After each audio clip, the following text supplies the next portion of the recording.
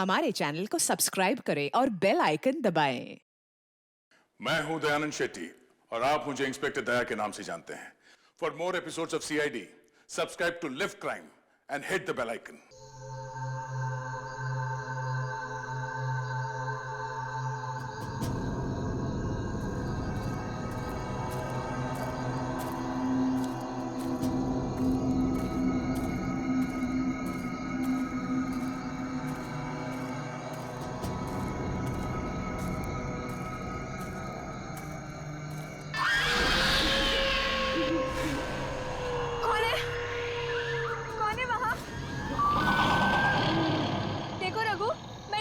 ठीक है,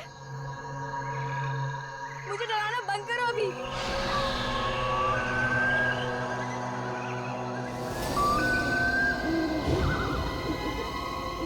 देखो, अब बस बहुत हुआ। हाँ, मेरे सामने आते हो या नहीं? रघु, रणदीप, जूही।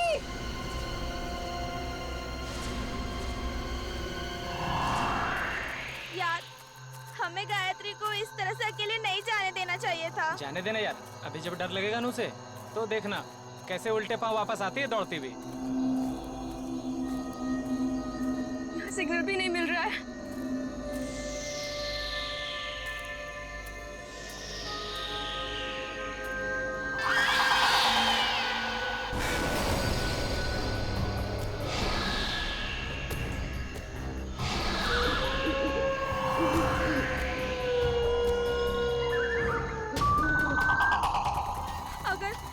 अगर इस जंगल में सच्ची में आत्मा हुई तो आत्मा भी गायत्री से डर के भाग जाएगी।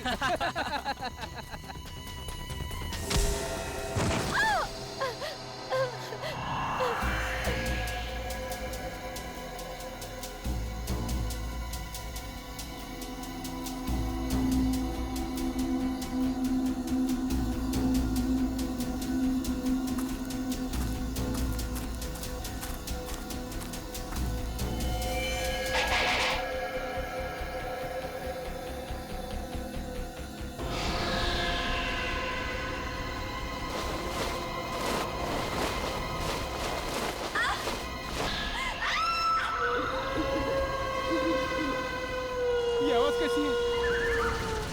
मैंने कहा था ना, ये आत्मा की आवाज है। आत्मा की नहीं, ये तो गायत्री की आवाज लग रही है।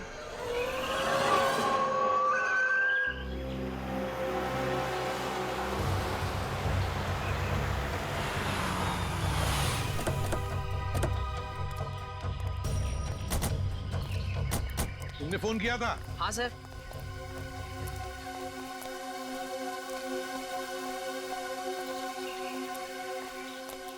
बताओ, कहाँ गायब हो गई तुम्हारी दोस्त? वो उस तरफ से।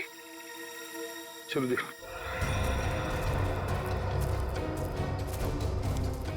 ये गायत्री तुम लोगों से अलग कैसे हो गई? कुछ नहीं सर, मजाक मजाक में तू मैं हो गई और वो अकेली चली गई सर। हाँ सर, वो थोड़ी सिरफिरी और घमंडी है। उसका ईगो हट हो जाए तो वो किसी भी हद तक जा सकती है। और तुम लोगों ने उसे इतनी रात गए अकेले जाने भी दिया? हाँ? सर, मैंने उसे रोकने की कोशिश की थी, मगर उसने मेरी बात मानी ही नहीं। आप लोगों को पिकनिक मनाने के लिए और कोई जगह नहीं मिली? इतने घने जंगल में आ गए आप लोग? हैं? सर, हमने तो सोचा था एडवेंचर करेंगे, लेकिन सर हमको क्या पता कि हमारे साथ ऐसा कुछ हो जाएगा।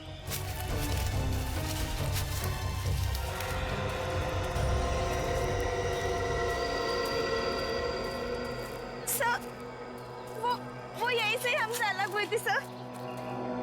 यहीं से? हाँ? यहीं से अलग हुई? अच्छा, गायत्री की चीख किस तरफ से आई थी? सर, उधर से आई थी, उधर से आई थी चीख। चलो।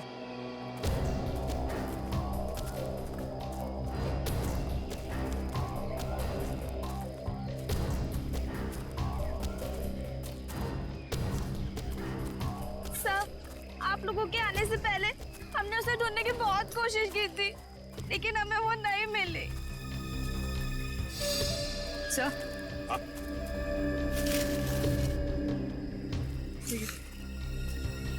ये लॉकेट।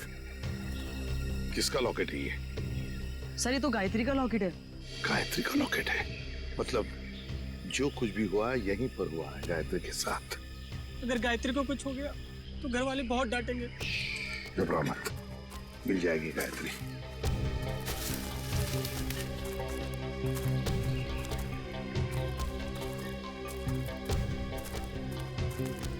सर। हाँ? ये देखिए, यहाँ कुछ सिक्के गिरे हुए हैं। सिक्के? लगता है यहीं पे गायत्री पे हमला हुआ था। ये सिक्के शायद गायत्री के होंगे या फिर स्कोनी के।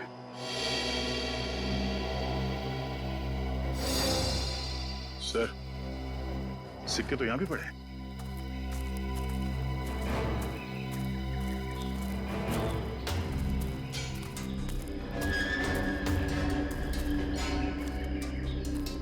इसी तरफ देखते हैं।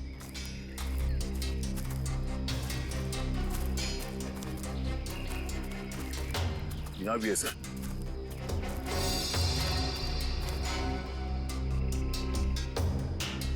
इसका मतलब है दया, जो कुछ भी हुआ है इस तरफ हुआ है, इस तरफ।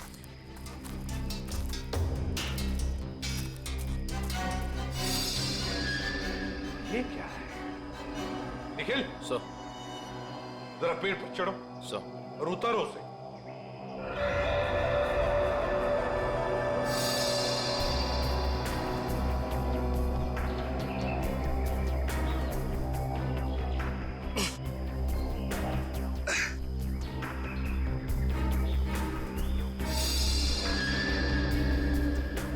सर ये किसी के पैंट का बक्कल है सर। पैंट का बक्कल?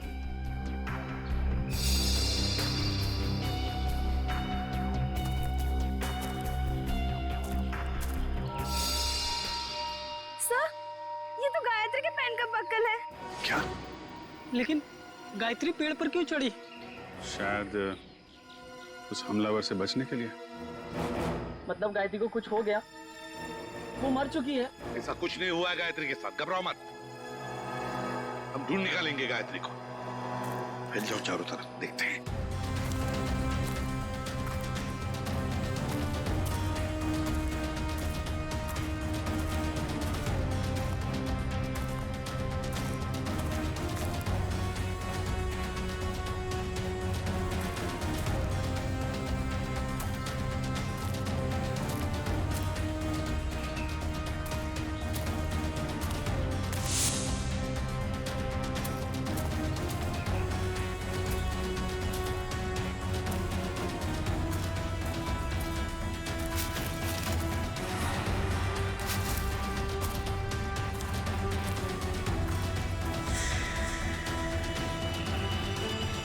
Bonfire?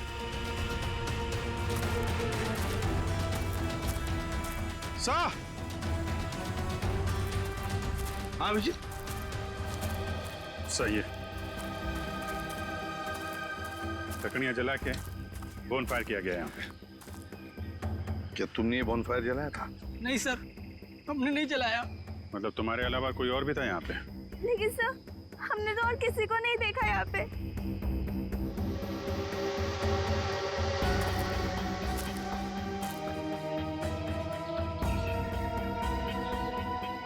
बसी पड़ी है सर यार। लगता है यहाँ जंगल में कोई और भी आया था कैंपिंग के लिए। हाँ।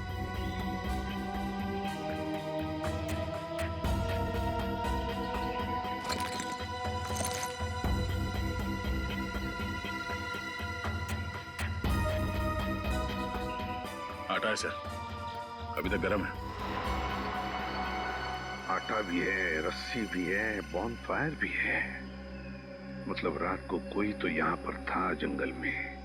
सर पास ही में एक गांव है, शायद गांव वाले ने किसी को देखा। हाँ हो सकता है। एक काम करो, तुम तीनों जाके इस गांव में पूछताछ करो अच्छी तरह से।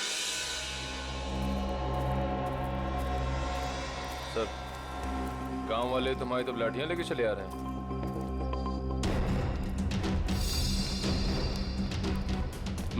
कुछ गड़बड़ तो है। कोई नहीं, चल के देखते हैं। नमस्ते। नमस्ते। हम सीआईडी से। सीआईडी मतलब पुलिस? हाँ, हम आपसे कुछ पूछताछ करना है। इस लड़की की फोटो देखिए, इसे आपने कहीं देखा है? देखिए। इससे पहले तो नहीं देखा। ये भी गायब हुई है क्या जंगल से? ये भी माने कोई और भी गायब हुआ? हाँ साहब, हमारे गांव की एक लड़की है गौरी, 16-17 साल की, पता नहीं कहाँ चली गई है। गौरी की कोई फोटो वगैरह है आपके पास? हम उसे ढूंढने में आपकी मदद करेंगे। फोटो तो नहीं है साहब, लेकिन हम आपके साथ चलेंगे गौरी को पहचानने के लिए। अच्छा, आपके गांव में अक्सर ऐसा होता है कि लोग गायब होते हैं या ये पहली बार हुआ है? गायब तो नहीं होते हैं साहब, लेकिन आत्माओं ने हमला कई बार किया है। क्या आत्माओं ने हमला किया है? हाँ साहब, बड़े बुजुर्गों ने कहा है इस जंगल में आत्माओं का वास है और रात में जो जंगल में जाता है उसके साथ बहुत बुरा होता है। देखिए, ये सब बेकार की बात है, आपको ऐसी बातों पर विश्वास नहीं करना चाहिए। अरे नहीं साहब, ऐसी घटनाएं हम लोग के साथ बहुत बार हुई हैं। अगर शाम को किसी को घर आने में देर हो जाती है ना, तो आत्माएं उस पर हमला कर देती हैं। और जब उसे बेचारे को सुबह होश आता है तो ना उसके पास पैसा होता है, जेवर गहना कुछ नहीं बचता। देखिए, आप गाँव वाले बहुत भोले हैं। अगर इस जंगल में आत्मा होती तो वो पैसे जेवर लेकर क्यों भागती? ये किसी आत्मा का नहीं, किसी इंसान का काम है। अच्छा, आपने कल इस जंगल में किसी अनजान आदमी को देखा था? कोई ऐसा इंसान जो आपके गांव का नाम? हाँ साहब, देखा तो था। कौन था वो आदमी? हमने तो उसका नाम नहीं पूछा, पर हुलिया याद है। कद काठी मेरे ही जैसा था। और कुछ याद है? हाँ, उसके पास एक बैग था पीछे लटकाने वाला और काफी भारी लग रहा था। हमने पूछा उससे कि मदद कर दूं, तो बड़बड़ा के बोला नहीं।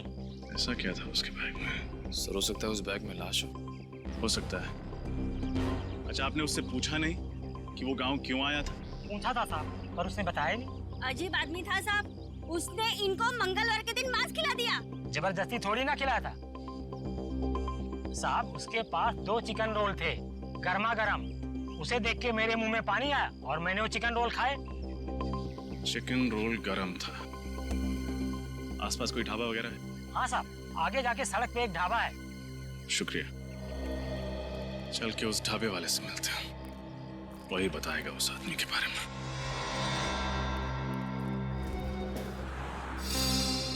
सीआईडी? कल शाम तुम्हारे यहाँ कोई आदमी आया था, कद करीब 5 फुट 7 इंच। उसने शायद तुम्हारे ढाबे से 2 चिकन रोल पैक कराए थे। जी साहब, याद आया था। उसने कोई गड़बड़ की क्या? क्या बात है, बहुत अच्छी तरह याद है तुम्हें। क्यों नहीं साहब, वो आदमी अपनी मोटरसाइकिल 24 घंटे के लिए हमारी दुकान के सामने खड़ी करके चला गया। उसने 24 घंटे तक अपनी बाइक तुम्हारे दुकान पे लगाए रखी? साहब, जब वो शाम को आया तो मैंने उसको बहुत खरी खोटी सुनाई। बाइक का नंबर याद है तुम्हें? जी मैम, याद है, मैंने उसका नंबर लिखा था। एक सेकंड।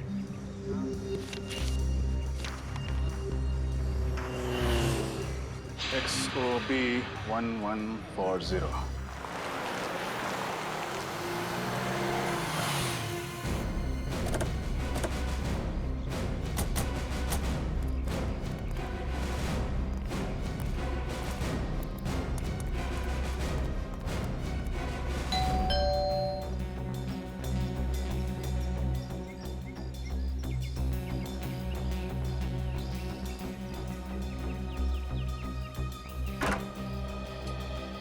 जी कहिए, कौन है आप लोग?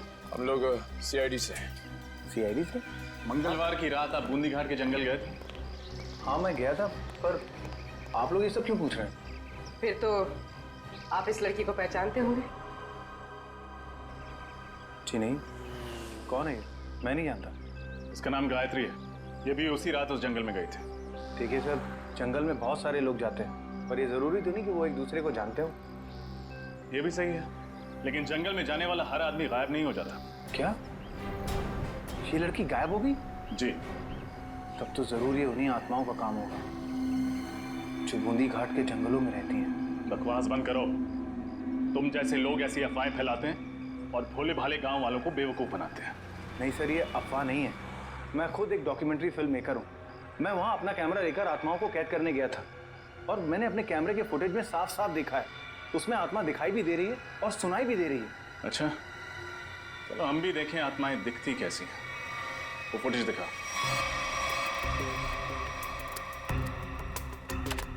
ये देखिए सर।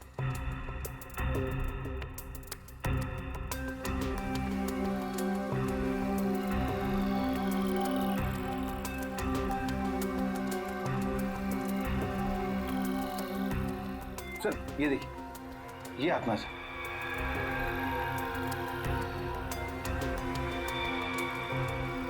ये कोई आत्मा नहीं है, कोई इंसान है जो बड़ा सा रोब पहन के घूम रहा है जंगल में। सर ये आवाज सुनी आपने? ये आवाज सुनकर आपको ऐसा नहीं लगता कि बूंदी घाट के जंगलों में कोई दूसरी दुनिया भी हो सकती है? रात के वक्त जंगल में ऐसे पशु पक्षियों की आवाजें आती रहती हैं। देखो, आत्माओं की कहानी सुना के तुम बच नहीं सकते हो। अब सच सच बता दो, कहाँ छुपा के रखा है तुमने गौरी और गायत्री को? सर कौन गौरी कौन गायत्री मैं नहीं जानता सर। मैं तो वहां सिर्फ डॉक्यूमेंट्री बनाने गया था। अच्छा, तो उस भारी बैग में ऐसा क्या था जो तुम छुपा रहे थे? कौन सा भारी बैग सर? वही बैग जो तुमने गांव वालों को छूने तक नहीं दिया। अच्छा वो बैग। देखिए सर, उस बैग में मेरा कीमती सामान था, मेरे कैमरे के लेंसेज थे। टूट ना जाए इस डर से वो बैग मैं खुद उठा रहा था, बस। तुमने किसी और को देखा था जंगल में? नहीं सर, मैंने और किसी को नहीं देखा। किसी लड़की की चीखने की आवाज सुनी थी? लड़की के चीखने चिल्लाने की आवाज?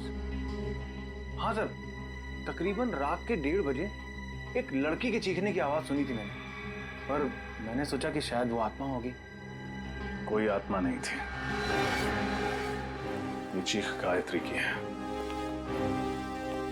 हमें कुछ भी करके जल्द से जल्द गायत्री तक पहुंचना होगा।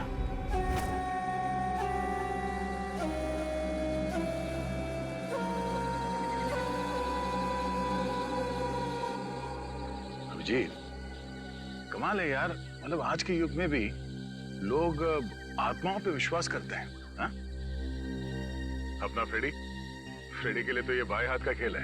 आत्माएं उसके नाम से कांपती है।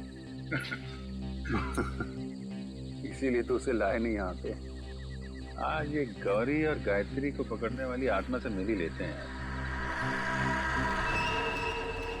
श्रेया, इस जंगल में क्या आत्माएं हैं? गज, तुम एक सीआईडी ऑफिसर हो, बातें भी सीआईडी ऑफिसर वाली करो। पर एसीपी सर ने तुम्हें कितनी बार समझाया कि आत्मा जैसा कुछ नहीं होता। अरे समझाया है, मगर मैं एक कान से उनकी डांट सुनता हूँ और दूसरे कान में फ्रेडी सर की डरावनी कविताएं सुनता हूँ। मैं फंस गया हूँ श्रेया। निखिल, श्रेया और पंकज को भी सिग्नल दे दो, अलर्ट रहे।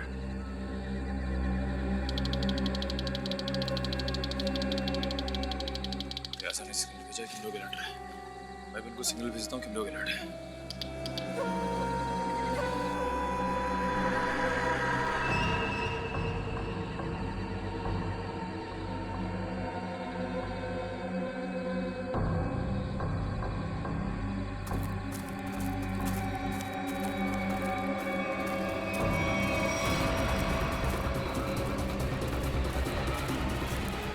तो ये है वो आत्मा। चलो इसके दर्शन कर लेते हैं। निखिल, तुम्हारी फेवरेट पिक्चर कौन सी है? अमावस की रात। अरे यार, इधर मुझे डर लग रहा है। मैं अपने आप को संभालने की कोशिश कर रहा हूँ और पिक्चर का नाम लिया अमावस की रात।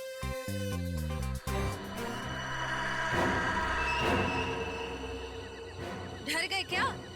बातें क्यों बंद कर दी?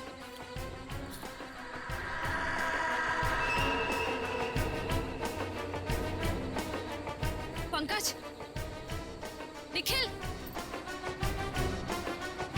पंकज,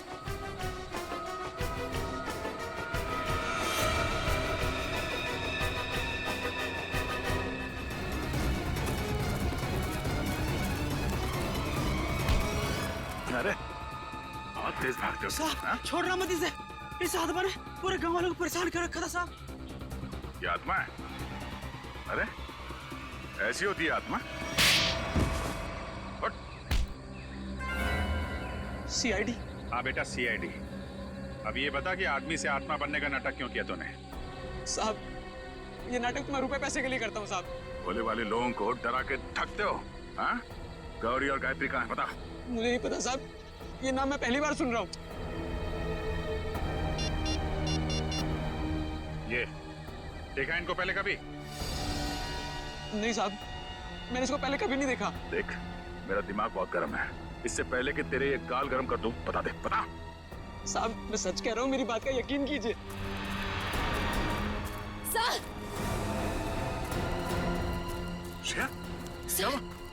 सर वो पंकज और निखिल को ले गए।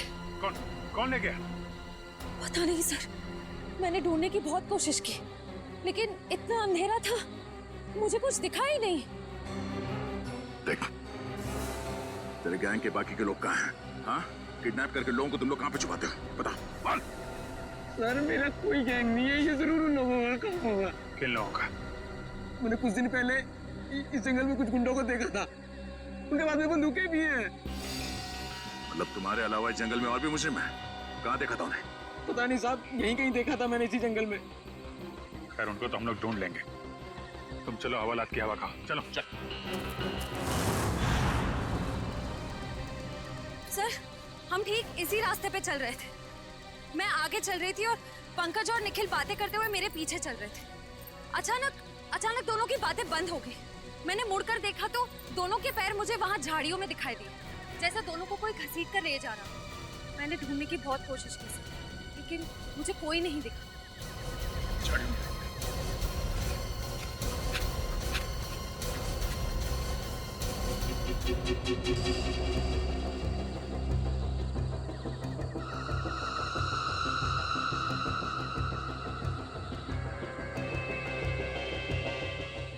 रखवाली करेंगे हम लोग इनकी।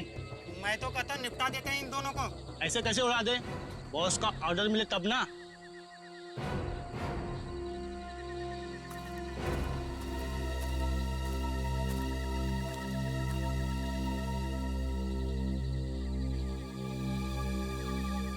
खोपड़ी कहीं उन लोगों की तो नहीं जिसके बारे में वो आत्मा बन के जो घूम रहा था उसने बताया था? गुंडे लोग? हाँ अभिजीत, हो सकता है। कहीं निखिल और पंकज को यही भी तो ना रखा। कुछ तो करना पड़ेगा यार, परेशान हो गए। आवाजें भी आ रही है। हाँ यार, बैठे बैठे थक गए अभी।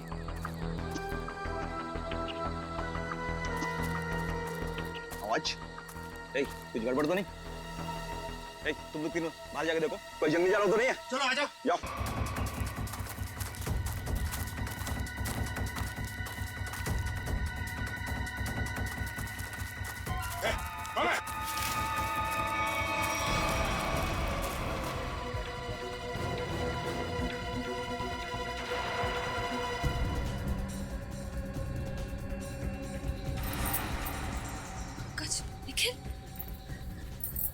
निखिल, निखिल, निखिल, निखिल, आंखें खोलो। पंकज, पंकज, पंकज।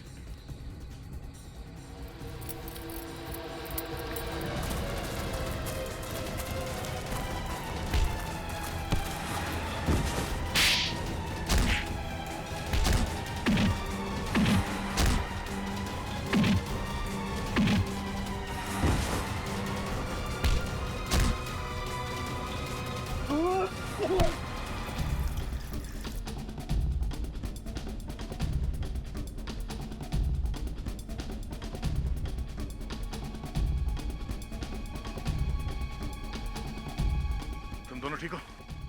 हाँ सर। पता नहीं सर, उन्होंने पीछे से कब वार किया और हम लोग कब बेहोश हुए, कुछ पता नहीं चला सर। कोई बात नहीं। कौन था वो? चेहरा याद है उसका? हाँ सर। गुड, उसका स्केच बनवा। ठीक है तो सही, कौन जिसने सीआईडी ऑफिसर पे हाथ उठाने की हिम्मत की है? और यहाँ जो भी सामान मिलता है सब उठा लो। उसका माथा थोड़ा चौड़ा था, बाल पीछे की तरफ, उसकी मूछें भी थी, घनी मूछें।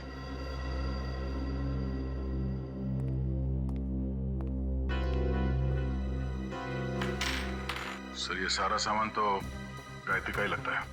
और सर ये सब शायद गौरी का होगा, वही लड़की जो गांव से गायब हुई थी। नहीं, बैग, इतना सारा सामान और न जाने कितने लोगों को गायब भी किया है। मकसद क्या है इन सब के पीछे? अब मकसद तो लूटपाट करने का ही होगा सर। नहीं फ्रेडी, सिर्फ लूटपाट नहीं, कुछ और भी चक्कर है, कुछ और भी चक्कर है। सर, हाँ सर, इसकी चुनिए सर। गुड। श्रेया, देखो जरा हमारे रिकॉर्ड में कुछ मिलता है क्या?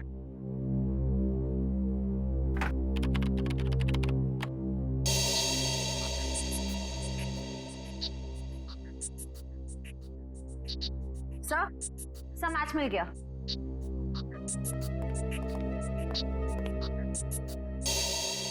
जग्गा, कॉन्ट्रैक्ट किलर, अब तक 15 खून कर चुका है।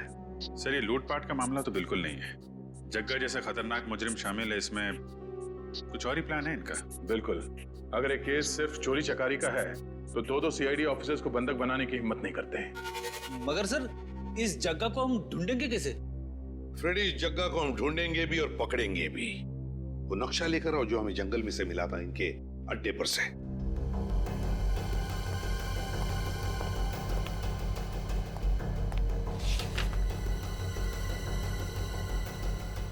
ये देखो, ग्रीन नेस्ट एंटरप्राइजेस।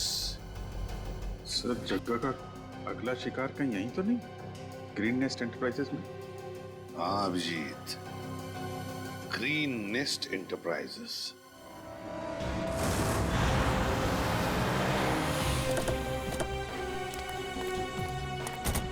सर यही वो ऑफिस है जो नक्शे में बना हुआ था, किसी वेद नाम के बहुत बड़े इंडस्ट्रियलिस्ट का है सर। तो दया, ये वेद ही जगह का अगला शिकार है। गनशॉट।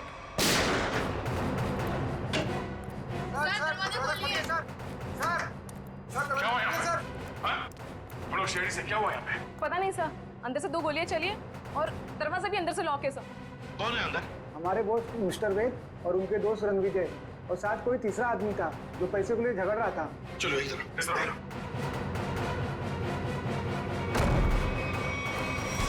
माय गॉड,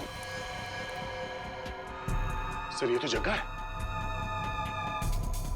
सीने पे गोली मारी है सर सीधे। सर यही वो तीसरा आदमी जो पैसों के लिए चिल्ला रहा था। तो फिर वेद कहाँ है?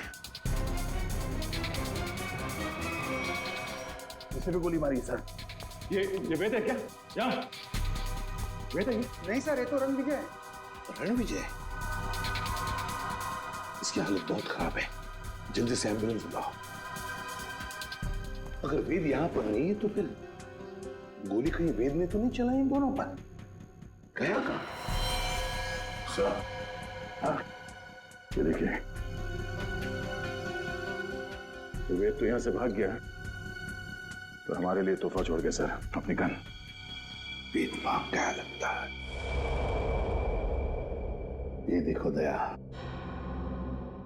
इस खिड़की से भागा है वेद, यहीं से भागा है वो। सर एम्बुलेंस 5 मिनट में आ रही है सर। ठीक है। क्या तुम्हें पता है किस पैसे के बारे में झगड़ा हो रहा था इन लोगों के बीच? पता नहीं सर। सर कहीं ये एक्सटॉर्शन का केस तो नहीं? हो सकता है जग्गा वेद को डरा धमका कर पैसे हटना चाहता हो सकता है। पहले इसे जल्दी से बाहर ले चलो। सर।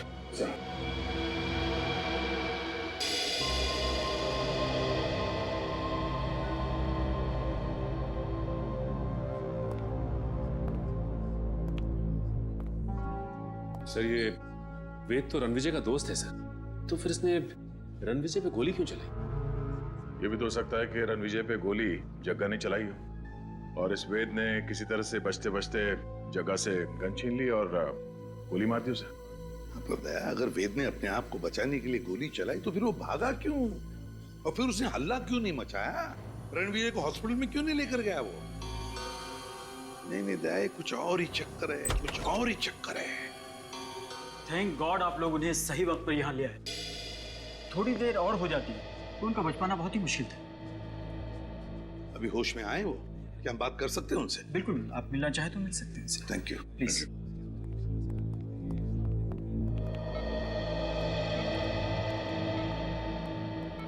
क्यों रणविजय, अब तबीयत कैसी है? हाँ अब ठीक है सर। मैंने तो सोचा था कि मेरा दी एंड हो गया, लेकिन आप लोगों ने मुझे नई जिंदगी दी। मैं आप लोगों का ये एहसान जिंदगी भर नहीं चुका पाऊंगा। इसमें एहसान कैसा? हमने तो सिर्फ हमारी ड्यूटी निभाई है। वैसे एक बात बताओ, सब हुआ कैसे? किसने गोली चलाई तुम पर? गोली तो वेद नहीं चलाई थी, लेकिन इसमें उसका कोई कसूर नहीं है। क्या मतलब? सर वो गोली गलती से चल गई थी उससे। गलती से? वो कैसे? मैं एक एनवायरमेंटलिस्ट हूँ सर, पर्यावरण के संरक्षण के लिए काम करता हूँ। वेद ने मुझे अपने ऑफिस अपने नए इंडस्ट्रियल प्रोजेक्ट के बारे में बात करने के लिए बुलाया था। हम लोग बात कर ही रहे थे कि वहां जग्गा आ गया और वेद से पैसे मांगने लगा। अच्छा, किस बात के पैसे? मालूम नहीं सर, लेकिन जग्गा बहुत गुस्से में था। फिर क्या हुआ?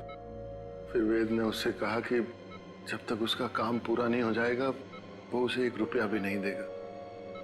इस बात पर जग्गा आग बबूला हो गया और उसने गन निकाल ली।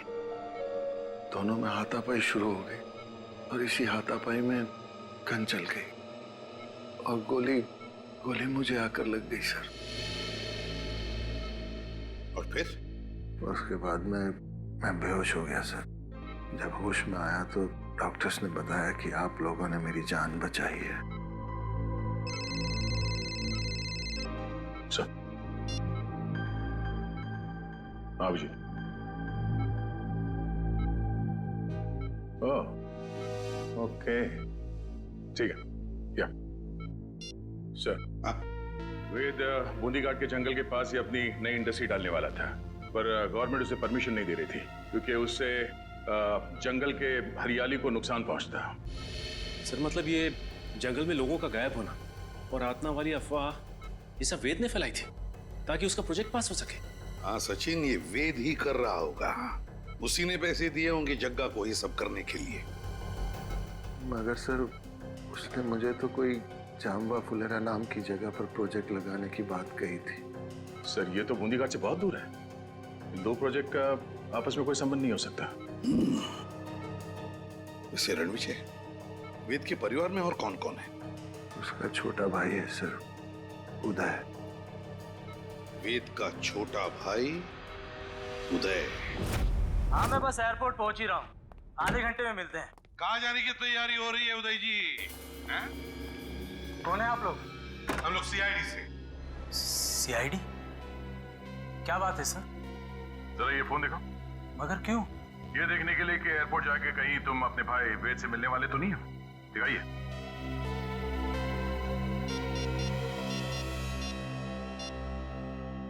नहीं सर, इसमें वेद का नंबर तो नहीं है। सर मैं तो अपने बिजनेस पार्टनर सुरेश से बात कर रहा था। हम लोग चेन्नई जा रहे हैं एक बिजनेस मीटिंग के लिए। जब तक हमारे सवालों का जवाब नहीं देते तुम चेन्नई नहीं जा सकते। ठीक है सर, पूछिए क्या पूछना चाहते हैं। वेद कहाँ है? मुझे नहीं पता सर, लेकिन आप वेद भैया को क्यों पूछ रहे हैं? क्योंकि आपके वेद भैया ने एक आदमी को गोली मारकर उसका खून कर दिया है और दूसरे को घायल करके फरार हो गए आपके वेद भैया। सर ये क्या कह रहे हैं आप? वेद भैया तो दिवाली के पटाखों से भी डरते थे और आप कह रहे हैं कि उन्होंने 2-2 गोलियां चलाई हैं। ये नहीं हो सकता सर। अच्छा, तो फिर तुम्हारे वेद भैया छुप क्यों रहे? वेद भैया छुप नहीं सकते सर, वो जरूर किसी बहुत बड़ी मुसीबत में है। उन्होंने कहा था मुझसे उनकी जान को खतरा है। किससे खतरा है, जरा हमें भी तो बताइए। सर ये तो भैया ने नहीं बताया था, लेकिन हाँ सर भैया ने मुझे एक बॉक्स दिया था, कहा था इसे बहुत संभाल के रखना है, भले ही कुछ भी हो जाए वो बॉक्स किसी के हाथ नहीं लगना चाहिए। कहाँ है वो बॉक्स, जरा दिखाइए हमें भी। सर आज तक मैंने भी खोल के नहीं देखा कि इस बॉक्स में क्या है।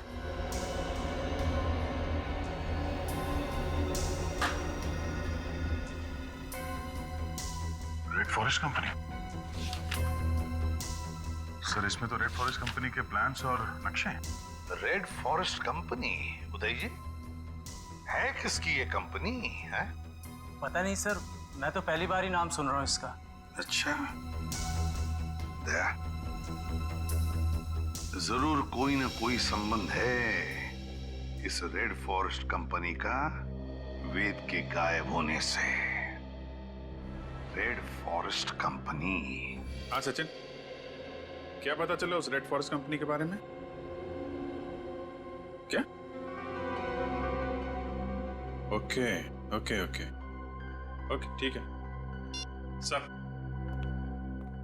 उदय के घर से हमें जो फाइल और कार्ड मिला था रेड फॉरेस्ट कंपनी का, वो कंपनी नकली है। रेड फॉरेस्ट कंपनी नकली है? हाँ सर। तो फिर इस नकली कंपनी का मालिक भी नकली होगा। सर फिर इस नकली कंपनी के नाम पे फ्रॉड कौन कर सकता है? हाँ, कौन कर सकता है फ्रॉड? कौन कर सकता है? कौन कर सकता है? एक आदमी है। जब बॉस को पता चलेगा ना कि इस जंगल से पेड़ कटने वाले हैं और यहाँ एक 5 स्टार होटल बनने वाली है, फिर देखना बॉस कैसे गुस्से से तिलमिला जाएंगे। एक काम कर, बॉस को फोन मिला और उन्हें यहाँ की सारी खबर बता।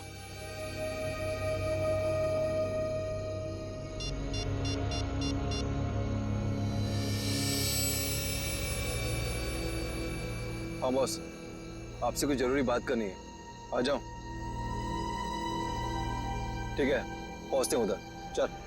चलो सब लोग।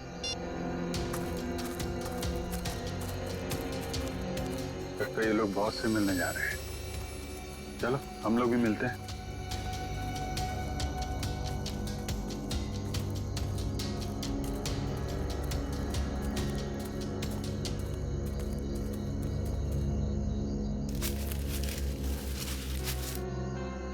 सर, ये दोनों अचानक मिट्टी क्यों खोदने लग गए?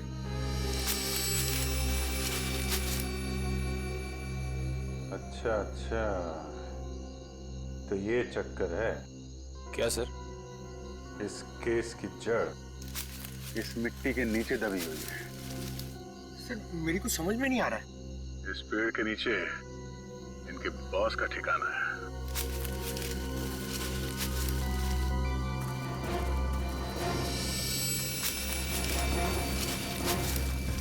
क्या हुआ, कुछ मदद करें आपकी?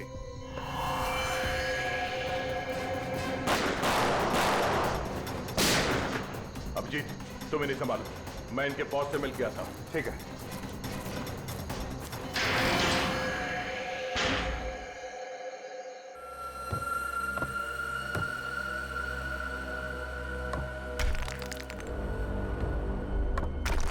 संभाल गया।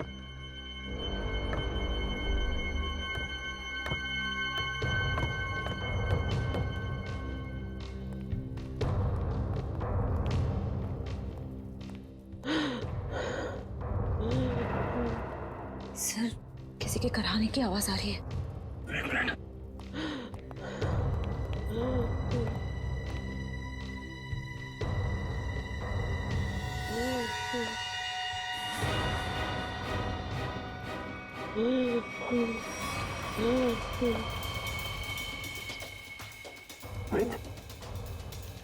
आप नीचे, मुझे बचा लो, मुझे बचा लो। घबराने कुछ नहीं होगा। बाकी के लोग कहाँ हैं? कुछ लोग उधर है, बाकी मुझे कुछ नहीं पता। श्रेया, जरा इस तरफ देखना। संभाल के उठे।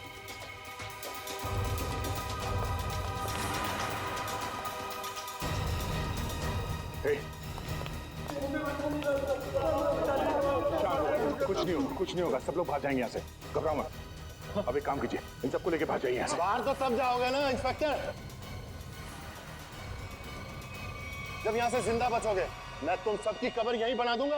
लीजिए, तुम अगर तुमने एक कदम भी आगे बढ़ाया ना, तो इसके भेजे से इसकी जान निकाल दूंगा मैं। और अगर मैंने गोली चला दी तो तुम्हारी खोपड़ी का क्या होगा तुम्हें पता भी नहीं चलेगा।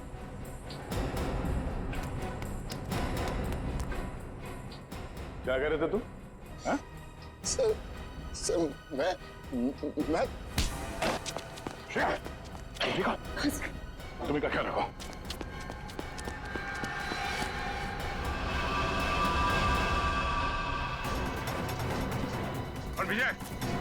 विजय रुक जाओ, गोली मार दूंगा।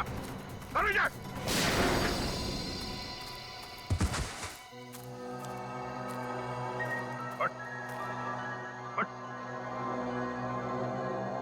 तो जैसे मुजरिमों को कब्र तक हम पहुंचाते हैं। हाँ, मैंने ही लोगों को गायब किया। मैंने ही आत्मा की झूठी खबर फैलाई थी। क्यों किया तुमने ऐसा? मैं एक एनवायरमेंटलिस्ट हूँ। प्रकृति, पेड़ पौधे, झरने और नदी से प्यार है मुझे। मैं चाहता था कि कोई जंगल में ना आए, पेड़ पौधे ना काटे, जंगल को कोई नुकसान ना हो। तो फिर वेद को क्यों किडनैप किया? क्यों मारना चाहते थे उसे तुम? वेद यहाँ पास में जंगल में इंडस्ट्री लगाना चाहता था और मैं नहीं चाहता था कि वो यहाँ इंडस्ट्री लगाए, पेड़ों को काटे। बस इसीलिए उस दिन मैं उसके ऑफिस में गया।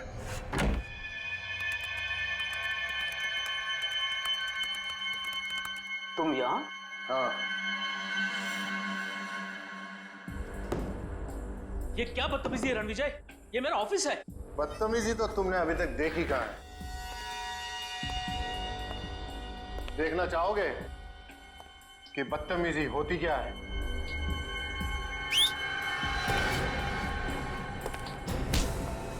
कौन है ये लोग? कौन है ये लोग? ये तुम्हारे यमदूत हैं वेद। तुम लोगों को पता है ना इसके साथ क्या करना है? Yes boss. लेके जाओ इसे। अरे कोई है, कोई है, सिक्योरिटी कोई है। अब मैं जग्गा की भी थोड़ी खातिरदारी कर ही देता हूँ।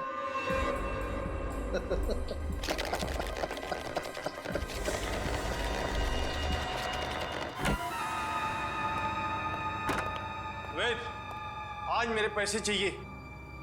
आज मैं पूरा हिसाब लेकर रहूंगा।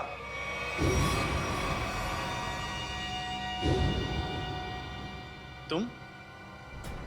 वेद कहाँ है? वेद के पास जाने का बहुत शौक है ना जग्गा तुम्हें? ठीक, मैं तुम्हें उसी के पास भेज।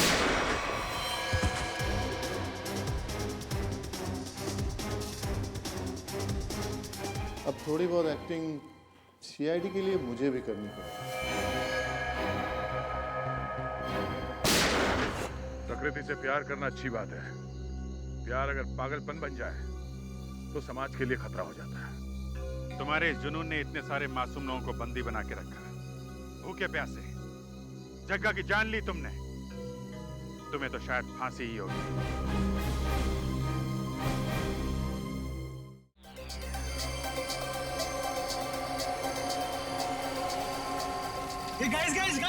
गाइस हम लोग कितना खुशनसीब है कि अब से कुछ ही देर में हम लोग वीडियो शावर देखेंगे, और वो भी एकदम लाइव। ऐसा पहली बार हो रहा है गाइस। लाइफ में ऐसा नजारा दोबारा देखने को नहीं मिलेगा। ये देखो, अमेरिका में भी शुरू हो गया मीडिया शावर। अरे अब इंग्लैंड के आसमान में भी दिखाई दे रहा है। अगला नंबर हमारे देश इंडिया का है दोस्तों। तैयार हो जाओ आसमान में प्रकृति की आतिशबाजी देखने के लिए। वो देखो, शुरू हो गया।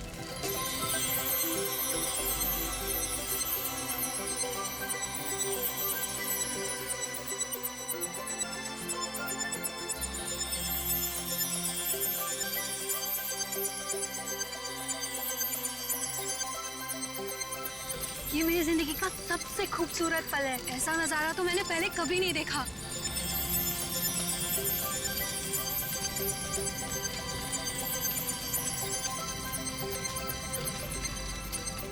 हे गाइस, वो देखो, आसमान से शायद कुछ गिर रहा है। ये कहीं किसी मीटियोर का हिस्सा तो नहीं है? वो देखो, वहां गिरा। चलो देखते हैं। ये था।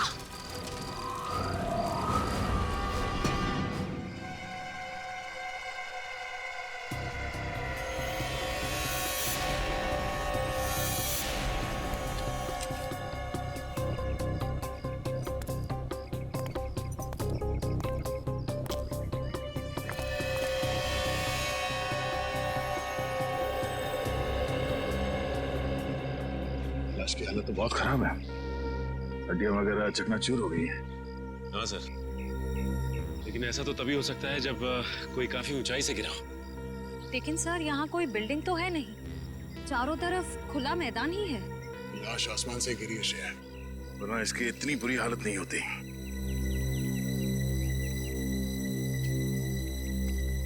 कब हुआ ये? कितने बजे? यही कोई रात 3:15 बजे। हम लोग रात को मीटियोर शावर देख रहे थे, तभी अचानक आकर के कुछ गिरा। और हमें लगा मीटियोर शावर का ही कुछ हिस्सा होगा, लेकिन जब पास जाके देखा तो लाश थी। सर, जब लाश ऊपर से गिर रही थी तब ये जल भी नहीं रही थी। अच्छा, ये केस कुछ ज्यादा ही पेचीदा लगता है। देखते हैं डॉक्टर सालुंके क्या कहते हैं इस लाश को देख के। चलो।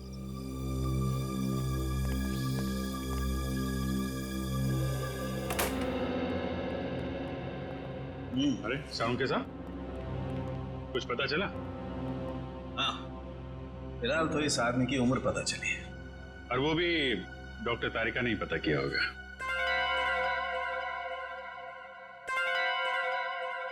मैंने पता किया है। आपने किया है? जी हाँ। कोई शक है आपको? नहीं नहीं, शक की क्या बात है। आपने पता किया होगा तो ठीक ही किया होगा। वैसे क्या क्या पता क्या किया आपने? पता ये किया कि इस आदमी की उम्र 120 साल है। क्या 120 साल का बुजुर्ग आदमी इतनी ऊंचाई से गिर के मर गया? क्यों? कहीं लिखा हुआ है कि 120 साल का आदमी ऊंचाई से नहीं गिर सकता? आप लोगों से कुछ गलती तो नहीं हो गई? आप एक काम कीजिए, तारिका जी से कंफर्म कर लीजिए। बताओ भाई ने। हाँ अभिजीत, इनके एक्सरे स्कैन्स देख लो। देखो ये देखिए, इनकी हड्डियां काफी कमजोर हो चुकी थी, जैसे कि उम्र के साथ साथ होता है। और टिश्यूज को हुए नुकसान को देखकर हमने ये अंदाजा लगाया कि इनकी उम्र तकरीबन 120 साल के आसपास रही होगी। अच्छा, वैसे कितनी ऊंचाई से गिरे होंगे ये? फिलहाल ये बता पाना मुश्किल है। सर हो सकता है इस आदमी को किसी हवाई जहाज से फेंका गया हो। सर वो केस याद है ना आपको, जब एक लाश को हेलीकॉप्टर से फेंका गया था?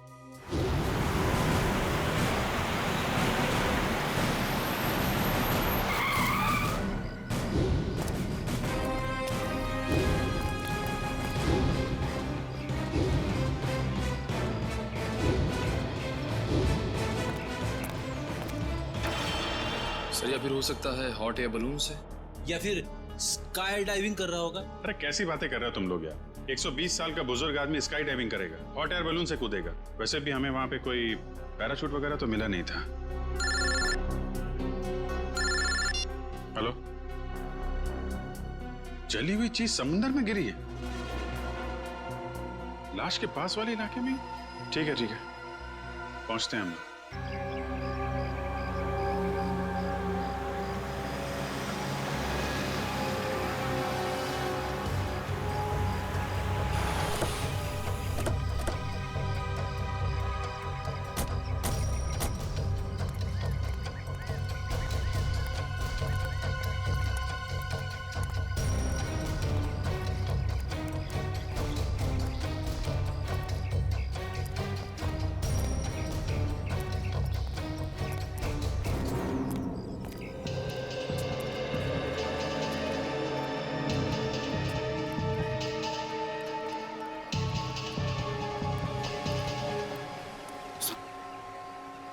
कुछ पता चला क्या गिरा था समुद्र में? नहीं सर, समुद्र में क्या गिरा अब तक कुछ पता नहीं चला। अच्छा, पहली बार किसने देखा था उस चीज को समुद्र में गिरते हुए? शंकर ने कह रहा था कि जब वो अनोखी चीज समुद्र में गिरी तो वो बॉम्ब की तरह फट गई और उसमें से चिंगारियां भी निकली। सर हो सकता है ये कोई बॉम्ब ही हो, शायद किसी ने ऊपर से फेंका। नहीं सचिन, कोई समुद्र में बॉम्ब क्यों गिराएगा? बात कुछ और ही है। हो ना हो इसका उस लाश के साथ जरूर कुछ संबंध है। ये शंकर कहाँ है? सर वो रहा सर।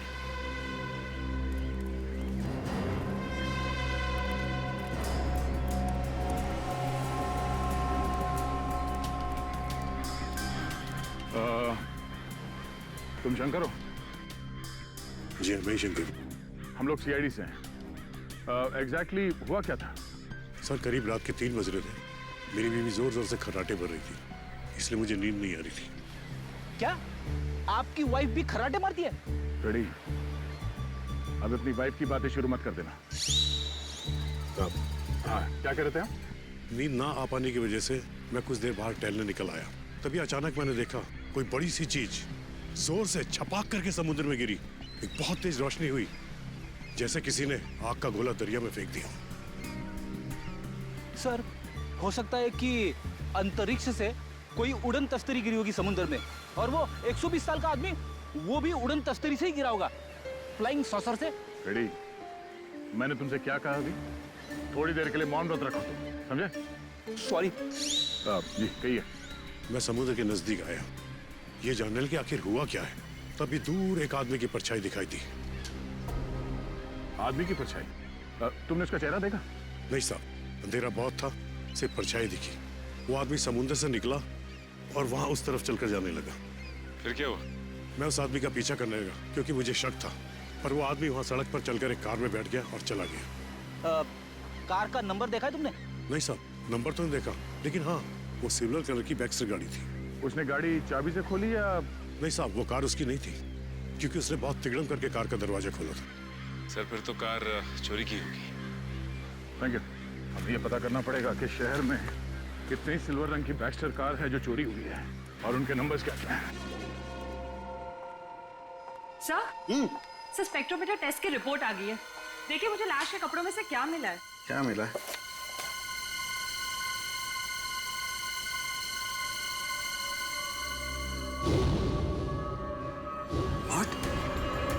Rocket fuel? हाँ सर। अरे लेकिन तारिका, रॉकेट फ्यूल तो स्पेस क्राफ्ट को स्पेस में भेजने के लिए इस्तेमाल होता है। सर कहीं आदमी रॉकेट में होगा तो? नहीं नहीं, रॉकेट में होगा तो भी क्या है, रॉकेट में होने से इसके कपड़ों पर रॉकेट फ्यूल कैसे आ सकता है Tarika? It is not possible. नहीं नहीं, ये कुछ और ही चक्कर है। क्या? Oh my god, oh my god, ये कैसे हो सकता है? वो कैसा? ये मैंने क्या कर दिया है? अब देखना, वो प्रद्युमन वो मेरी मजाक उड़ाएगा, आग बबूला हो जाएगा मुझसे। यार ये ऐसी गलती मैं कैसे कर सकता हूँ? गलती? कौन सी गलती सर? सर आने के लिए उस समुद्र में जो खास चीज गिरी थी उसके बारे में क्या पता चला? सर अब तक तो कुछ पता नहीं चला है सर लेकिन गोताखोर लगे हुए हैं सर। समुद्र का वो हिस्सा काफी गहरा और खतरनाक है, इसलिए गोताखोरों को काफी दिक्कतों का सामना करना पड़ रहा है। बॉस, अभी तो और भी दिक्कतों का सामना करना पड़ेगा। और भी दिक्कतों का मतलब क्या डॉक्टर साहब आपका? मतलब ये अभिजीत के मुझसे बहुत बड़ी गलती हो गई है। गलती? ऐसी क्या गलती कर दी सर आपने? दया, अगर प्रद्युमन ये वादा करे कि वो मुझसे नाराज नहीं होगा तो मैं बता सकता हूँ। नहीं नहीं, अरे मैं नाराज क्यों हूँगा? मैं तो मिठाई बांटूंगा, क्योंकि the great intelligent and genius doctor Salunkhe ने जिंदगी में पहली बार अपनी गलती मान ली। तो डॉक्टर साहब बताइए, क्या गलती की आपने? गलती दरअसल मुझसे ये हुई है कि उस आदमी की उम्र 120 साल नहीं है। क्या? क्या 120 साल की नहीं है? नहीं। तो फिर क्या उम्र होगी उसकी? लगभग 50 साल। क्या साळुंखे, तूने 50 साल के आदमी को 120 साल का बना दिया? इतनी बड़ी गलती की तूने? यार दरअसल उस आदमी की हड्डियां तो यही बता रही थी कि उसकी उम्र 120 साल की होनी चाहिए, मगर स्पेक्ट्रोमीटर टेस्ट के बाद उसके कपड़ों पर मिला रॉकेट फ्यूल ये बता रहा है कि ये आदमी 4-5 महीने अंतरिक्ष में रहकर आया है। क्या उसके कपड़ों पर रॉकेट फ्यूल मिला? हाँ, और अंतरिक्ष में हड्डियों की डेंसिटी हर महीने 2% घटती जाती है। मतलब लाश अंतरिक्ष में से गिरी है? नहीं फ्रेडी, लाश अंतरिक्ष से अगर गिरती तो जल जाती, धरती पर पहुंचने से पहले ही उसके चीथड़े उड़ जाते, मगर ऐसा हुआ नहीं। मतलब ये लाश किसी स्पेसक्राफ्ट से गिरा है जब वो धरती पे वापस आ रहा होगा।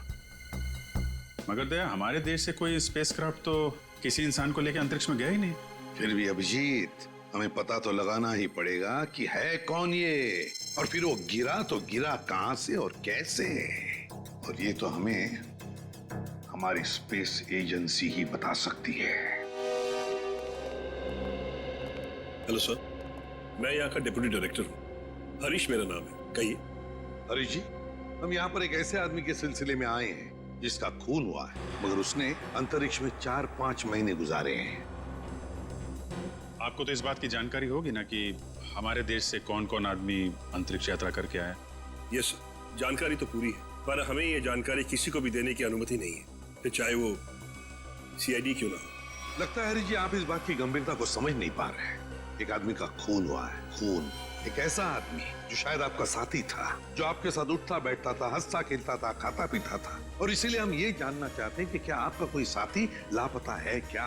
सर ये जो भी इंसान है ये हमारा साथी हो ही नहीं सकता, क्योंकि अभी तक हमारे देश की तरफ से कोई भी स्पेसक्राफ्ट एस्ट्रोनॉट लेके अंतरिक्ष में गया ही नहीं है। हो सकता है कोई चोरी छुपे गया हो अंतरिक्ष में।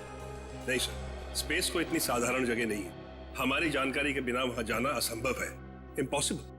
अच्छा, आपके स्टाफ में से ऐसा कोई आदमी है जो आज काम पे नहीं आया? सर, विशाल सर काम पे नहीं आए हैं। विशाल काम पर नहीं आया? अच्छा, क्या विशाल कभी अंतरिक्ष में गया था?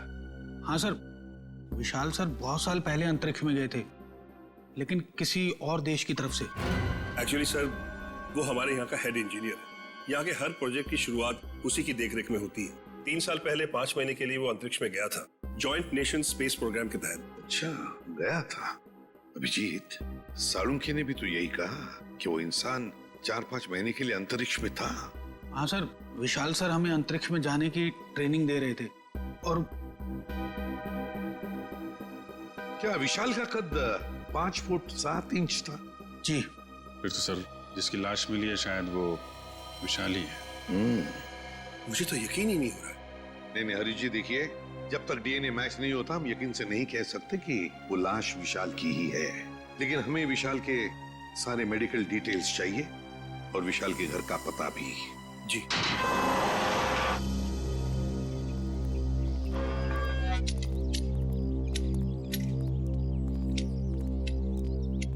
सुनिए,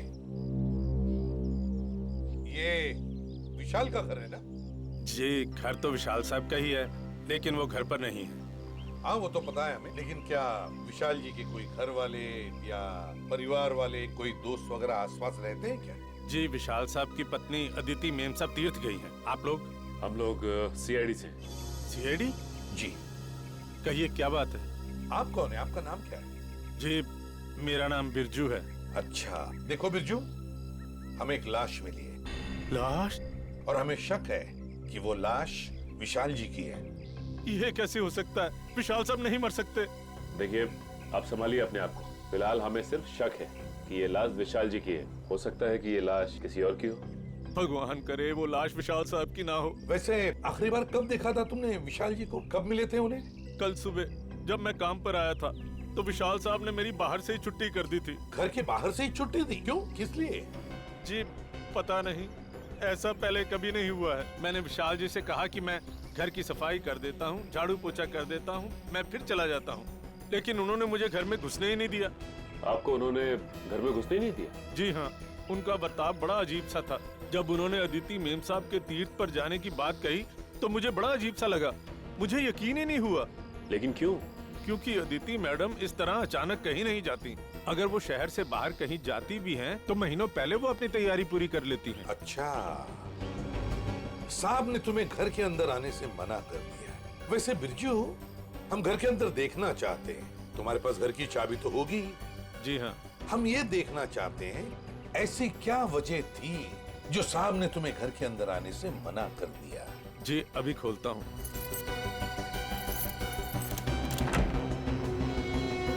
आइए साहब।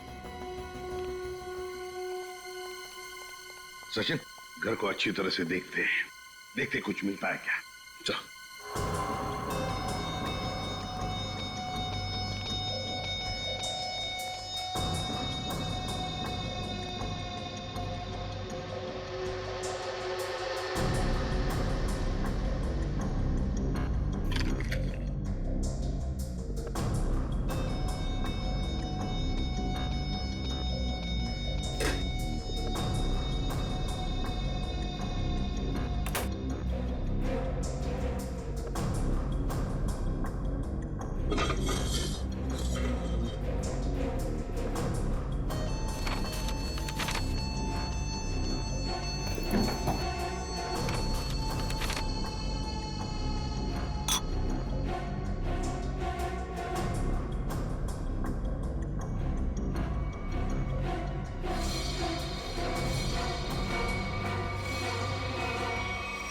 इसकी कागज के टुकड़े पर कुछ हल्का हल्का सा लिखा हुआ है।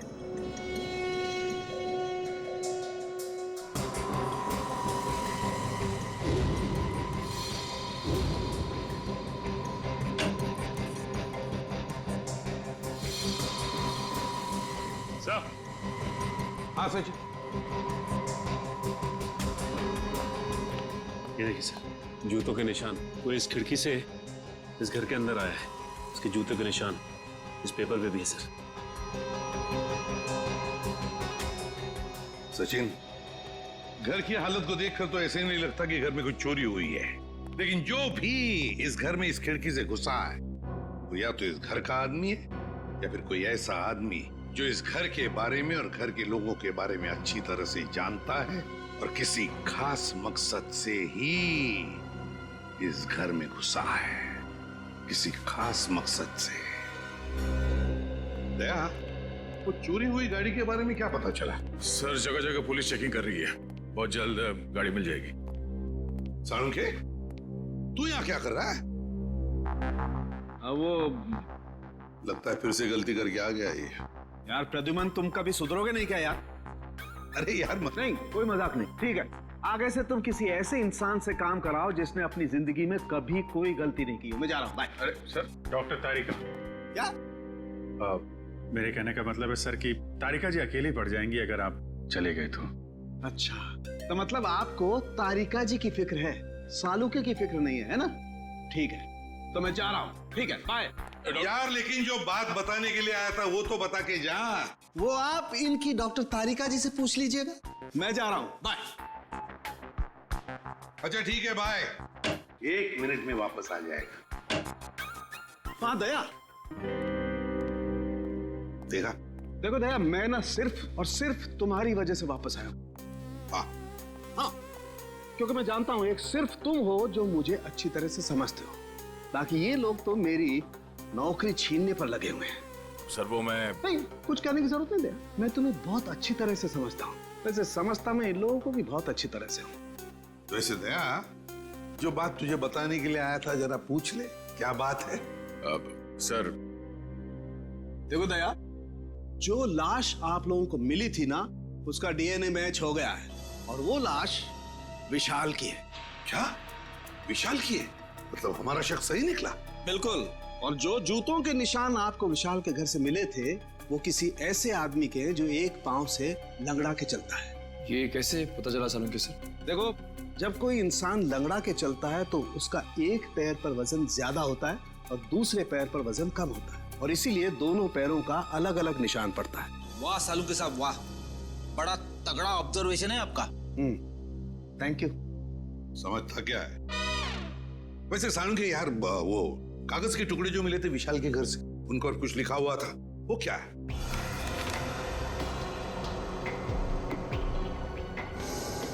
वो ये था, अगर तुमने जुबान खोली तो जान से जाओगे। विशाल को धमकी? लगता है विशाल कोई राज जान गया था सर, और इस राज की कीमत उसे अपनी जान गंवा के देनी पड़ी। सर खूनी जरूर इस स्पेस एजेंसी का ही कोई होगा सर, या फिर आसपास का कोई होगा, वरना स्पेसक्राफ्ट या हवाई जहाज से उसे नीचे फेंकना मुश्किल है सर। बिल्कुल वैसे ही हुआ होगा। बॉस, अभी सालुके के सुरागों की पोटली खाली नहीं हुई है। और भी कुछ बाकी है क्या? हाँ, एक ऐसी चीज जो आपको खूनी के एकदम नजदीक तक ले जाएगी। तो बताइए ना डॉक्टर साहब। देखो दया, इन लेटर्स को गौर से देखो। इस आदमी ने ये लेटर्स कैपिटल में लिखे हैं ताकि अपनी हैंडराइटिंग को छुपा सके, लेकिन इनको जरा गौर से देखो। ये लेटर्स कहीं कहीं पर हिले हुए हैं, कमजोर है। मुझे लगता है इस आदमी का हाथ कांपता था जब ये लिखता था। कमाल है सर, धमकी भरा खत लिखता है और लिखते वक्त हाथ भी कांपता है। डर की वजह से? बिल्कुल सही फ्रेडी, डर की वजह से ही। दरअसल इसके हाथ में कोई तकलीफ थी, न्यूरोटिक तकलीफ। जब ये डरता था, इस आदमी का हाथ कांपता था। जब इसने ये नोट लिखा, ये डरा हुआ था, इसीलिए इसका हाथ कांप रहा था और ये अक्षर इस तरीके से बने। हाथ में तकलीफ? विशाल सर बहुत साल पहले अंतरिक्ष में गए थे, लेकिन किसी और देश की तरफ से। सर वो घटोत्कच, विशाल का असिस्टेंट। विशाल कुछ लोगों को ट्रेनिंग दे रहा था अंतरिक्ष में जाने के लिए। ये घटोत्कच भी उनमें से एक था। मगर अभिजीत, अंतरिक्ष में जाने के लिए वो आदमी मानसिक तौर पर और शारीरिक तौर पर बिल्कुल फिट होना चाहिए, हट्टा कट्टा होना चाहिए। इस घटोत्कच को क्यों सिलेक्ट किया गया? उसके तो हाथ में तकलीफ है। और घटोत्कच के इस कमजोरी के बारे में विशाल को पता चला, इसलिए शायद घटोत्कच ने विशाल को अपना मुंह बंद रखने के लिए उसे जान से मारने की धमकी दी होगी। ये हो सकता है। रजत, क्या? देखो, सभी पुलिस स्टेशन में खबर कर दो, उसकी फोटो भिजवाओ, सब जगह नाकाबंदी करवा दो। ओके? क्या हुआ? सर ये विशाल की पत्नी अदिति, ये किसी तीर्थ यात्रा पे नहीं गई है। उसने किसी भी बस, ट्रेन या फ्लाइट की टिकट बुक नहीं करवाई। वो गायब है। अदिति गायब है? गायब है अदिति? तो फिर ये गई कहां? और फिर विशाल को मारा किसने और क्यों मारा? इन सारे सवालों का जवाब तो अब घटोत्कच ही देगा। घटोत्कच।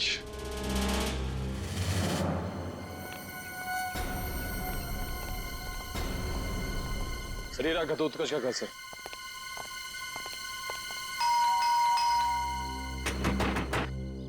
दरवाजा खोल ही नहीं रहा है।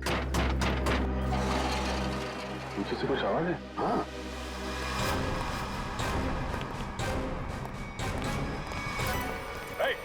पकड़ो उसे।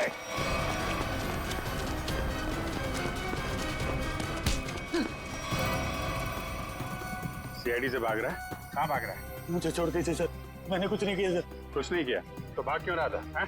मैं जानता था सर कि आप लोग मुझ पे शक करेंगे। आप लोग मुझ पे शक करेंगे? शक नहीं करेंगे तो क्या पूजा करेंगे? हाँ? तुमने विशाल को चिट्ठी भेजी थी ना, धमकी भरी। अगर तुमने अपना मुंह खोला तो जान से जाओगे। भेजी थी या नहीं? बोल। हाँ सर, वो खत मैंने लिखा था सर, लेकिन वो मेरी भूल थी जो मैंने गुस्से में की थी सर। मैंने विशाल सर को नहीं मारा सर। ऐसी कहानी हम लोग बहुत सुन चुके हैं, समझे? मैं सच कर रहा हूँ सर, मैं तो 3 दिन पहले विशाल जी के घर पे गया था उनसे माफी मांगने के लिए। तुम यहाँ पर क्यों आए हो? देखिए विशाल जी, मैं आपसे अपनी उस चिट्ठी के लिए माफी मांगने के लिए आया। उस वक्त मैं शराब के नशे में था और शराब के नशे में ही अक्सर सच्ची बात जुबान पर आ ही जाती है। देखिए आप ऐसा मत कहिए, आप न सिर्फ मेरे दोस्त हैं बल्कि मेरे मार्गदर्शक भी हैं। अगर आपने मुझे माफ ना किया तो मैं अपनी नजरों में गिर जाऊंगा। ठीक है, मैंने तुम्हें माफ किया। देखिए आप कुछ परेशान नजर आ रहे हैं। परेशान? नहीं, मुझे काहे की परेशानी है?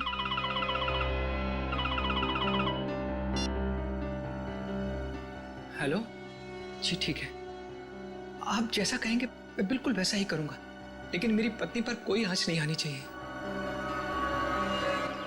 आदिति किडनैप हो गई और फिर किडनैपर्स आदिति को कोई नुकसान ना पहुंचाए, इसलिए विशाल ने ऐसी कहानी बनाई कि आदिति तीर्थ यात्रा पर चली गई। दया का फोन। आ दया, अच्छा चोरी की गई गाड़ी का पता चल गया? एक्सीलेंट।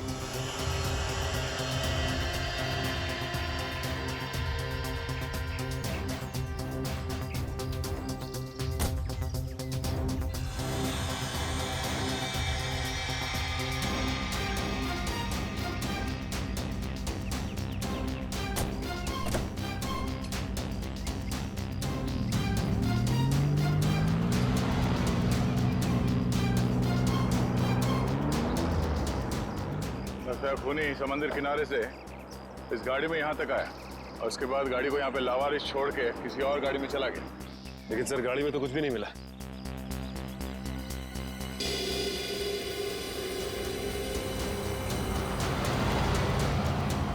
ये देखो, सीसीटीवी कैमरा लगा हुआ है इस ट्रैफिक पोस्ट पे। जरूर उस खूनी का चेहरा इस कैमरे कैद हो गया होगा। इसके लिए काम करो, आरटीओ को कांटेक्ट करो और इस कैमरे की फुटेज ले लो। सर हेलो, क्या आदिति मिल गई? कौन सा हॉस्पिटल में? हेलो सर, मैं इंस्पेक्टर प्रशांत। हाँ, मैंने ही आपको फोन किया। अच्छा, आदिति की तबीयत कैसी है? सर उन्हें गोली लगी थी। गोली लगी थी? जी हाँ, उनका ऑपरेशन हुआ है, अब वो खतरे से बाहर है। लेकिन ये आदिति मिली कहाँ तुम लोगों को? सर हम लोग पेट्रोल पे थे। Hello control room. Yes sir, यहाँ सब कुछ ठीक है सर, ओवर। अरे राघव, वो देखो किसी औरत को जबरदस्ती ले जाया जा रहा है। कहीं अदिति तो नहीं जिसकी फोटो सीआईडी ने भेजी थी हर जगह ढूंढने के लिए? हो सकता है। चलो देखते हैं। पीछा करो उसका। चलो जल्दी। एक काम करो, सारे में बंदी रखो ताकि उन्हें पता नहीं चले कि हम लोग उनका पीछा कर रहे हैं। वो रहे।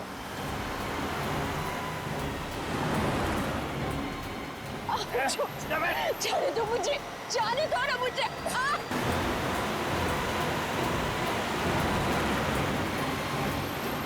कैसे भी पकड़ना है उन लोगों को, पीछा करो जल्दी। वो देखो, टेप ले लो।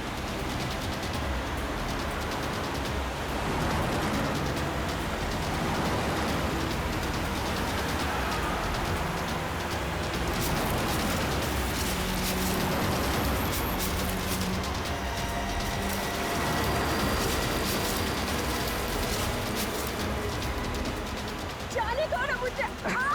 जाने देंगे? जाने से पहले एक तोहफा तो लेके जाओ। ऐसा तोहफा? चलो जल्दी, चलो।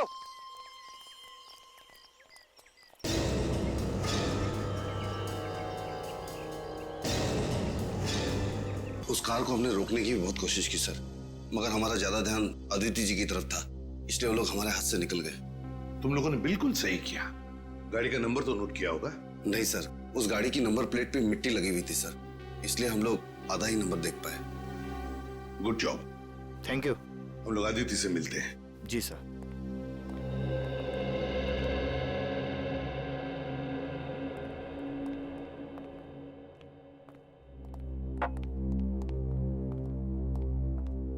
अदिति, अब कैसी हो?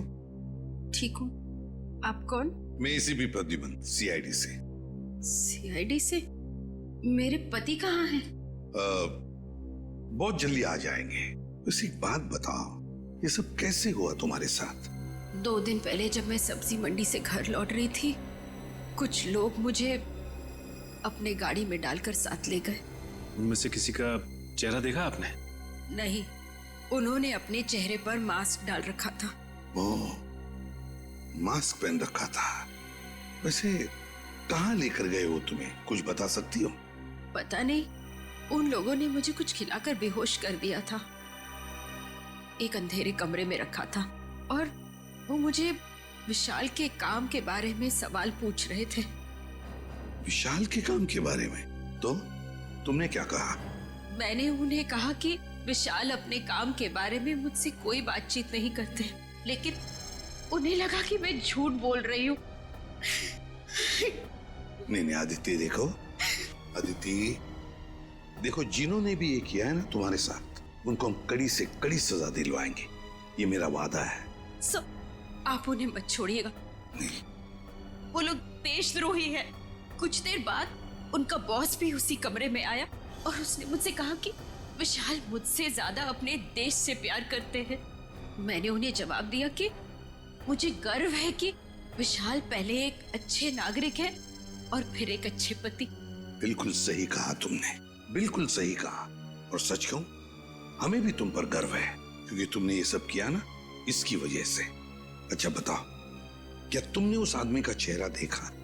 नहीं सर, उसने भी अपने चेहरे पे मास्क डाल रखा था, लेकिन हाँ, गुस्से में आकर मैंने उस पर झपटकर हमला किया था। अच्छा? उसकी गर्दन पर खरोच आ गई थी। उस आदमी के गर्दन पर खरोच आई थी? तो फिर सचिन, जरूर आदिति की नाखून में उस आदमी की चमड़ी के अंश होंगे। उस आदमी के चमड़ी के अंश होंगे। हाँ निखिल, ट्रैफिक सिग्नल का फुटेज रेडी है? हाँ सर, रेडी है। चलो देखते हैं।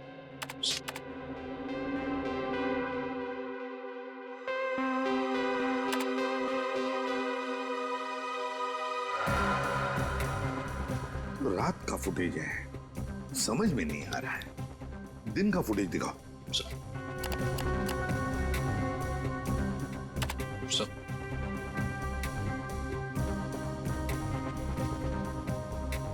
कोई आदमी गाड़ी की तरफ चलते हुए आ रहा है। निखिल, पॉज करो, रिवाइंड करो और फिर से प्ले करो।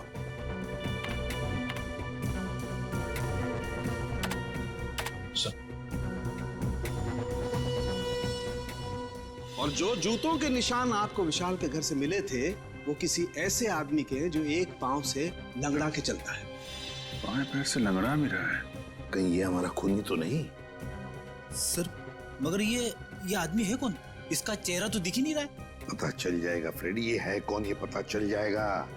लाल जूते जो पहने हैं। निखिल, रिवाइंड करो, जूम करो जूतों पर।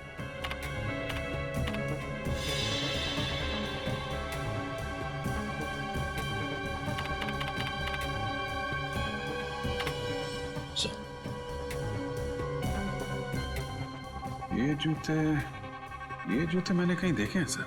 देखे? कहां पर? किसके पैरों में? सर, आज विशाल सर नहीं आए हैं। समीर, विशाल का असिस्टेंट सर, और वो लंगड़ा के भी चल रहा था। विशाल का असिस्टेंट समीर।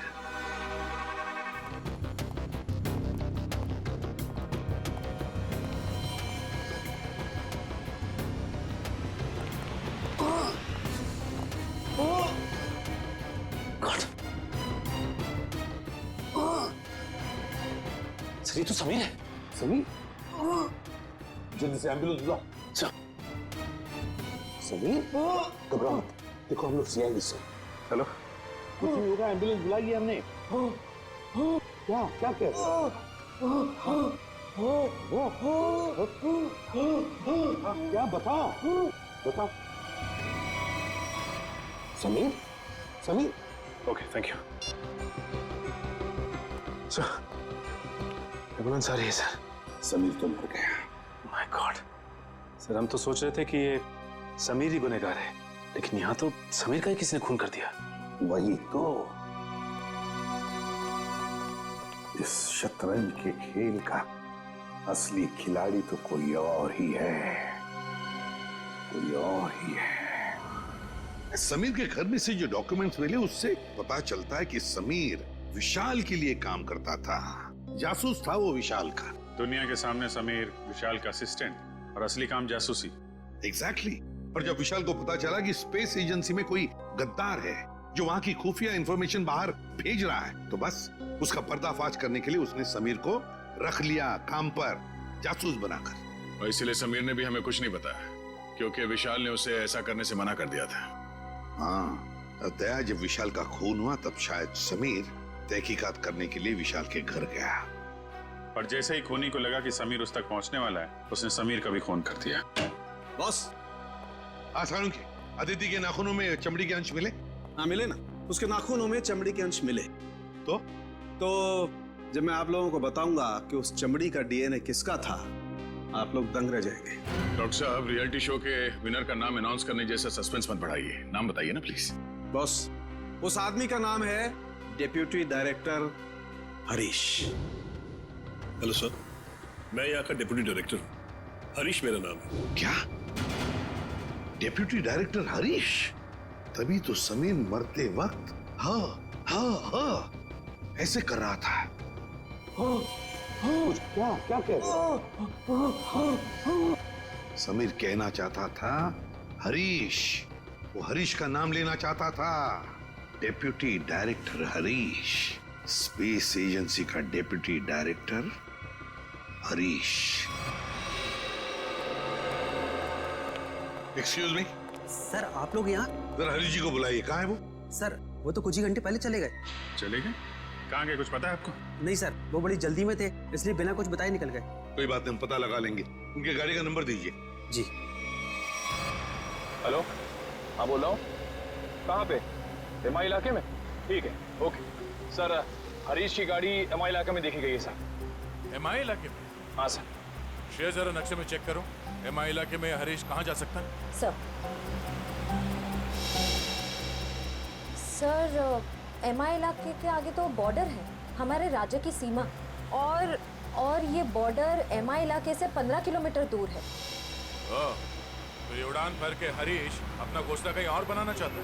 और सर, उड़ान भरने के लिए पास में ही एक रनवे और एयरफील्ड भी है। फिर तो सर ये शहर से नहीं, देश से बाहर निकलने का प्लान बना रहा होगा। तो चलो इसके प्लान का आज क्लाइमैक्स कर देते हैं।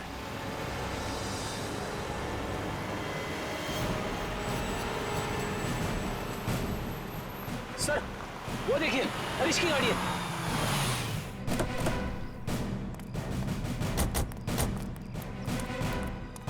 सर गाड़ी तो खाली है सर, तो लगता है भाग गया है हरीश।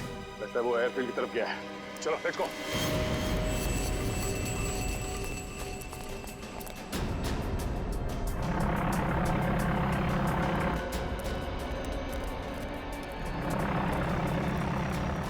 सर, उसका प्लेन तो टेक ऑफ करने वाला है।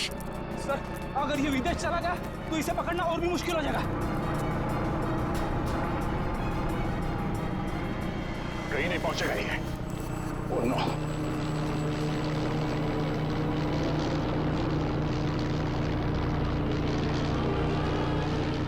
सर, हम कंट्रोल टावर से पता कर सकते हैं कि ये प्लेन किस दिशा में और कौन से देश की तरफ गया है।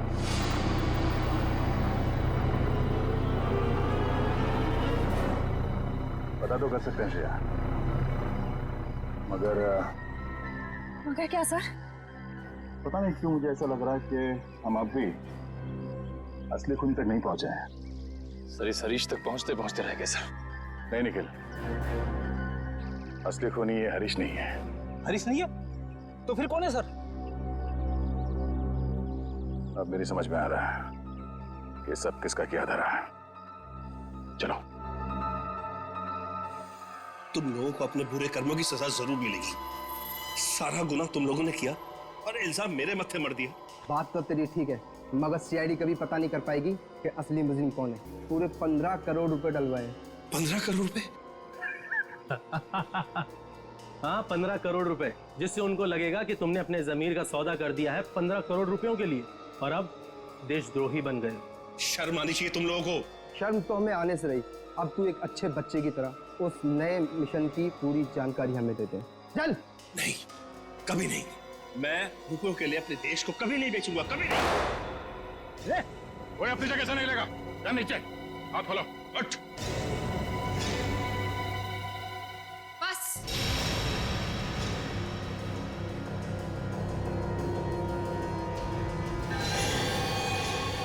मैंने उस पर झपटकर हमला किया था।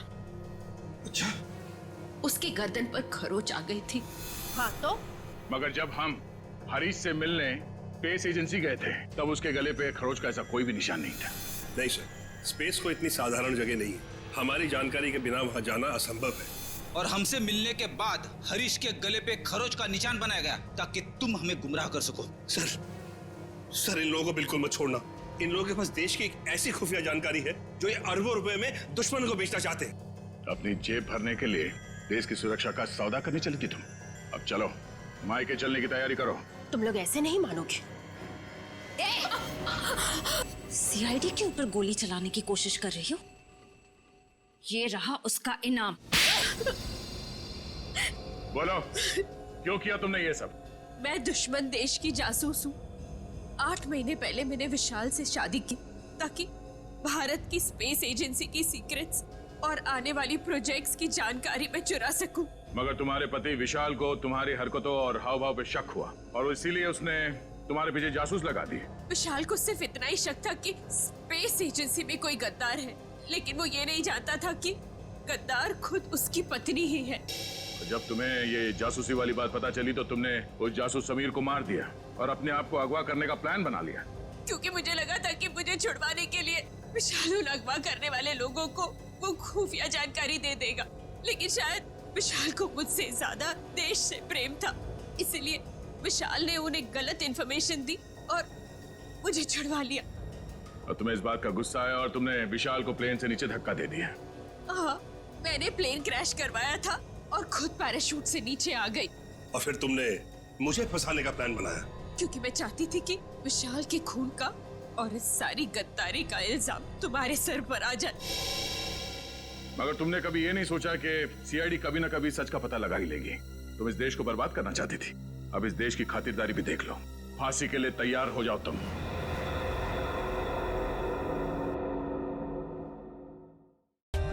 For more updates, subscribe to our channel, click the show links and enjoy watching the videos.